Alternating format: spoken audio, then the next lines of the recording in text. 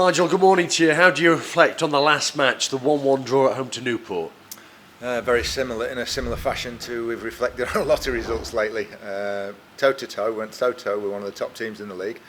I think we ended up with 18 shots to their 7. Went behind to an individual error and then came back into the game with a very good goal from Tyrese Sinclair. So thoroughly deserved the point. Another game that on another night we could have won. Big game for Tyrese Sinclair, wasn't it? A big moment to score his first professional goal, of course, but more so because you handed him another chance, a starting berth following on from that match at Exeter City. Interesting because some weeks previously when he signed that new contract, you had intimated that he might be going out on loan towards the end of this season and next. Do you think that gave him a bit of a kick as to up his standards, perhaps? No, I don't think so. It was just Oliver Sarkic getting injured meant that he's up the pecking order a little bit. Ollie was our backup striker to Reedy and Jordan Bowery, but with him being out for the season, then Tyrese has gone up in the order a bit, so we couldn't let him out on loan, certainly. But it was important for him to back up his performance against Exeter. And sometimes when you give a young player the debut, then you put him in for one, you take him back out again. But we just felt as though he did so well at Exeter, and to make his home debut just 4 or 5 days later, if we left him out, it would have dented his confidence.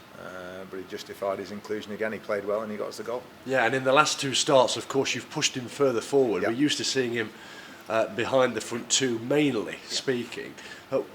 What outlet does he offer you differently to what you've had previously?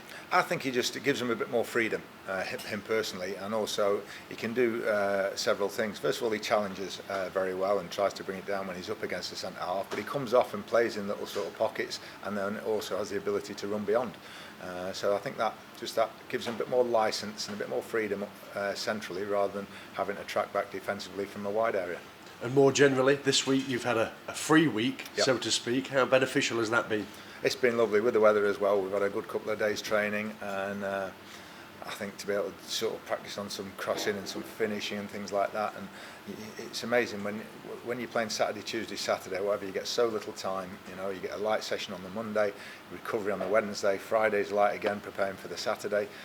So you don't get time to work on an awful lot. It's just recovery and preparation.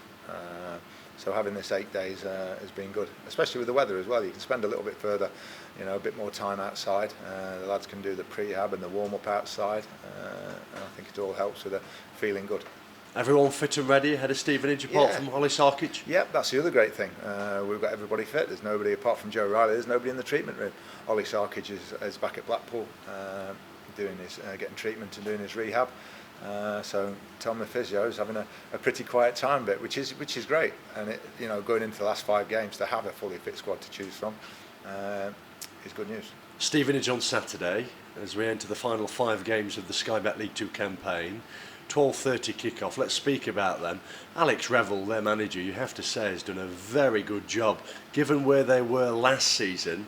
Where they are now, they're well clear of the drop zone. Done brilliant. I think they've really taken the lifeline that was given to them at the end of last season, and probably a bit of a wake-up call. And I think I read some quotes at the end of last season. We don't want to be in this situation again, So they stayed in the league by the skin of the teeth, and they've gone on and probably an iffy start to the season, but I think Alex has really steadied the ship and gone on this 12-game unbeaten run, which in League 2 is a brilliant run to go on. Particularly encouraging for him because, as you well know, your first proper year as a manager is vital, isn't it? If you fail in your first year, you don't often get another job. That's it, and he's certainly not done that, and I think he'll be looking forward to building again for next season. They're safe. They've had this great run. They're a very well organised, solid League 2 side now. No fancy stuff, no frills, just a good, solid League 2 side. Further to that, how has he improved them? Just by, I think, probably better organisation. We talk about the mistakes. I haven't seen them make too many. You can't. If you go on that sort of 12-game unbeaten run, you can't be making errors. And that's punctuated our run over a similar sort of period of time. We've made too many mistakes, individually, certainly. And that's the reason we're not safe. It's almost a cliche, but you are really running on fine margins this season, aren't you? Yeah. which is great because we didn't need, but it's great for the players to understand that. Because we've played I think all the top teams in the last couple of months. We've lost to one of them, I believe, Cambridge. So we know how close we are to them, and we certainly should have beaten 2 or 3 of them. We beat Cheltenham, and we should have won 2 or 3 more as well. So the fine margins, it's great. Just say to the players, listen, stop your silly mistakes. Say nobody goes on the pitch wanting to make mistakes or meaning to. Just cut those out, and we'll be halfway up the league. We would be halfway up the league this season. Next season, we want to be challenging. What is, Nigel, the mood and mentality as we head into the final 5?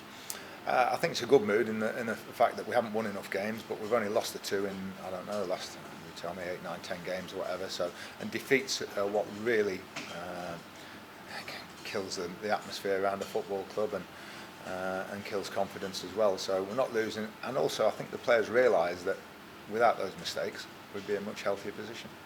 Is the carrot in the next few days simply this time next week, as we sit here on Wednesday afternoon, you could be safe with a couple of good results? That's exactly it.